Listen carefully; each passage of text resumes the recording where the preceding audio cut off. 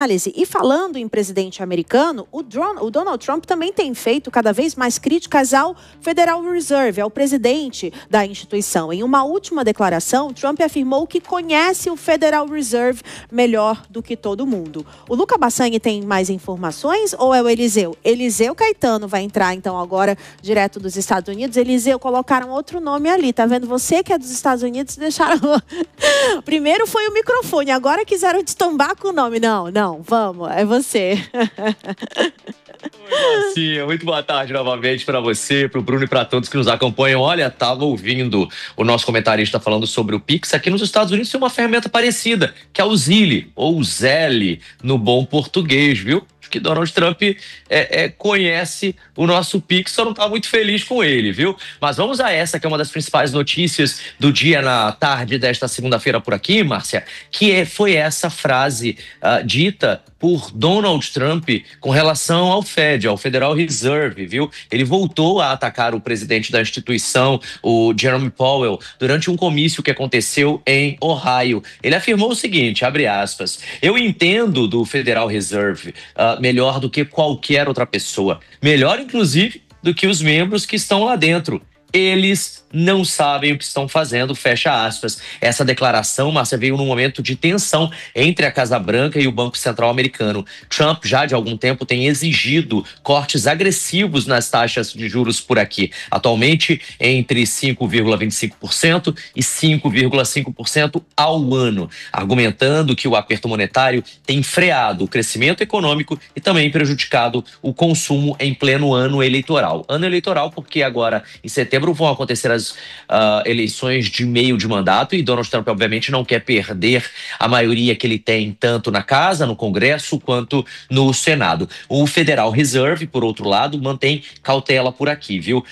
Na última ata divulgada, a maioria dos membros indicou que é preciso manter os juros elevados por mais tempo para garantir o controle da inflação, que ainda gira em torno de 2,8% ao ano, acima da meta oficial de 2%, para a infelicidade dos americanos, principalmente da classe média e, claro, de quem mora aqui nos Estados Unidos, que tem visto o preço de tudo subir nas prateleiras e a vida ficar mais cara em todos os estados. Até aqueles que eram considerados bem baratos para se viver, bem mais em conta, como, por exemplo, aqui no estado da Flórida, que durante muitos anos foi um reduto dos aposentados, que pegavam as suas aposentadorias em valores ali bem menores do que os salários cheios, vinham para cá para ficar perto da praia, do mar, do sol, né, com uma qualidade de vida maior e pagando menos. Agora não está assim não. Estados até mais longínquos também têm visto ali seus preços subirem e os moradores reclamando, viu?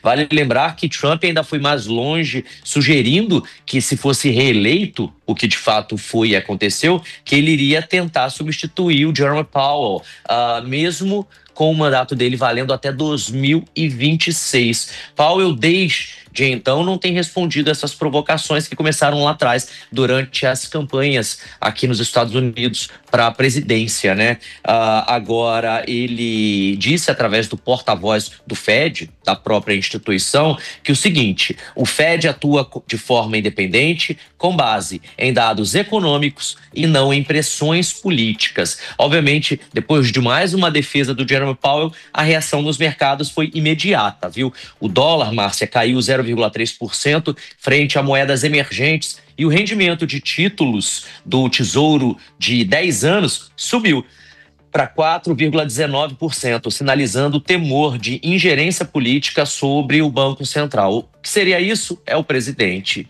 dos Estados Unidos tentando interferir em quem comanda o Banco Central, algo que aqui nos Estados Unidos não é visto com bons olhos. Analistas ouvidos pelo Wall Street Journal dizem que os ataques de Trump têm dois objetivos: criar um bode expiatório para eventuais desacelerações da economia e também preparar o terreno para uma nova reestruturação institucional do Fed, caso ele vença as eleições de meio de mandato agora em 2026, agora em 2025, em setembro de 2025. Esse cenário, ainda de acordo com esses analistas políticos, se agrava com a divulgação dos novos dados de emprego. O número, Márcia, de pedidos de auxílio-desemprego subiu aqui nos Estados Unidos. Somente na última semana, 4% em comparado com a semana anterior, alimentando ali, portanto, os debates sobre os efeitos colaterais da atual política monetária. Então, a gente vê a economia dos Estados Unidos de diferentes frentes e de diferentes perspectivas, Márcia.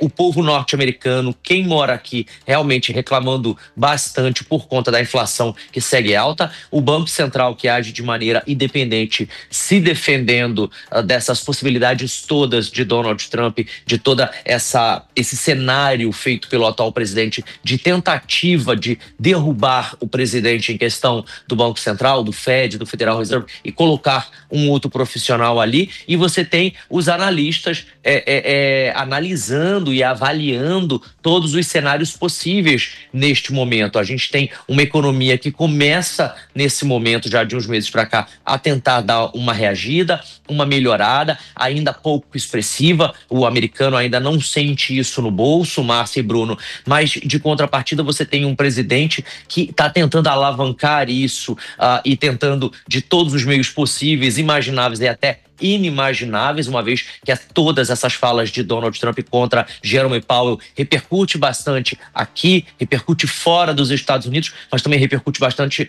no meio político e, obviamente, traz ali uma certa indignação para o atual presidente do Fed, que, como eu disse, tem um mandato valendo até 2026. Ou seja, é uma tentativa de Donald Trump até de pressionar o Jerome Powell de sair, de largar o mandato dele, a posição dele. Márcia. Obrigada, Eliseu Caetano, pelas informações. E eu já chamo para a conversa o Diego Tavares, porque a gente vê reflexos também na economia americana, essas medidas de Donald Trump, né? A inflação, a instabilidade, o dólar caindo. Isso pode continuar na sua análise, Diego? Sem dúvida nenhuma, a conduta de Donald Trump sobre a economia tem muitos impactos também para a economia norte-americana. Eu estava ouvindo o Eliseu Caetano falar sobre o caso do Jerome Powell, eu estava lembrando daquela frase popular, Márcia, 2 bicudos não se beijam, né?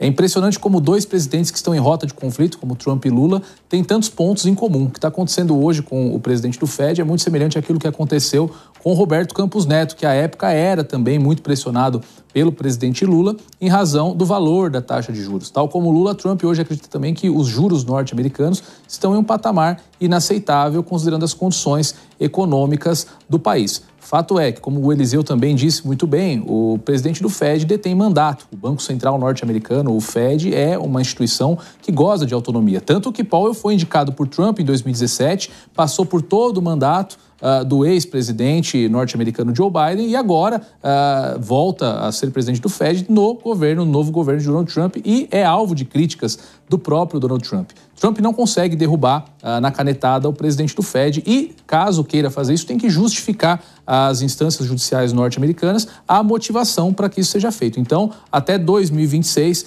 o presidente do Fed está garantido em seu mandato. Um banco central autônomo é um requisito de todas as democracias. Não há a possibilidade de se falar em democracia se nós não tivermos ali a autonomia do Banco Central para regular a taxa de juros e assim garantir que se atinjam as metas inflacionárias, enfim, e todos os aspectos a respeito da política monetária de um país. Trump erra mais uma vez ao tentar, na base da canetada, por elementos políticos, pressionar a saída de Jerome Powell, que vem sim, inevitavelmente, fazendo um bom trabalho, já vista que, como eu disse, transcendeu governos de ideologias políticas totalmente distintas. Obrigada pela análise.